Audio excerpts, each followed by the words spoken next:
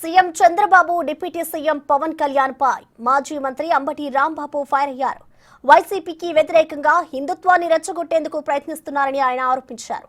లడ్డూ వివాదంపై supreme court judge పర్యవేక్షణలో విచారణ జరిపేందుకు భయమెందుకని ప్రశ్నించిన అంబటి, లడ్డూ తయారీలో వాడిన నెయ్యి కల్తీ జరిగిందని నిరూపించాలని డిమాండ్ చేశారు. విచారణ జరిపించాలంటూ ప్రకాష్ రాజ్ చేసిన వ్యాఖ్యల్లో తప్పే ఉందని ప్రశ్నించారు అంబటి.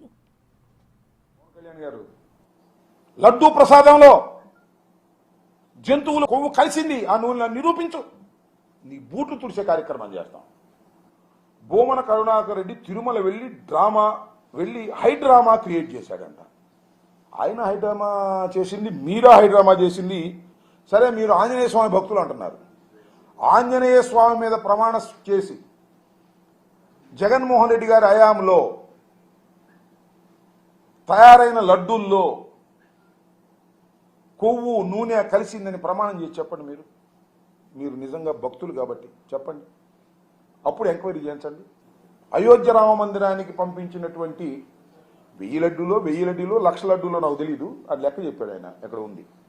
దానిలో కూడా ఈ కొవ్వు కలిసింది అని చెప్పాడు. ఏంది ఇంత దుర్మార్గమా? నాకు అర్థం కాల. దీనిలో తప్పేంటి నేను అడుగుతా ఉన్నా. ఆ ప్రకాష్ రాజ్ గారితో నాకు సంబంధం లేదు, ఆయన మా పార్టీకి కాదు, నేను ఇప్పుడు కలం కూడా కలవాల. తప్పేంటంటున్నా. ఎందుకయ్యా దేశం అంతా ఊరిని గందరగోళం చేస్తావు? నువ్వు డిప్యూటీ సీఎంగా ఉన్నావు, ఎంక్వైరీ చేయి, కల్పిట్స్ని బయటికి తీసుకురా అని చెబితే అది నచ్చదంట.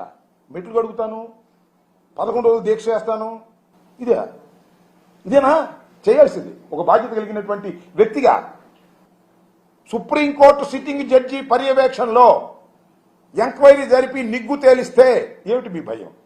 నారా చంద్రబాబు నాయుడు గారు మరొకసారి చెబుతున్నా, తిరుమల శ్రీ వెంకటేశ్వర స్వామిని రాజకీయంగా వాడుకోవాలనే ప్రయత్నం చేయటం అనేది చాలా దుర్మార్గమైనటువంటి అంశం.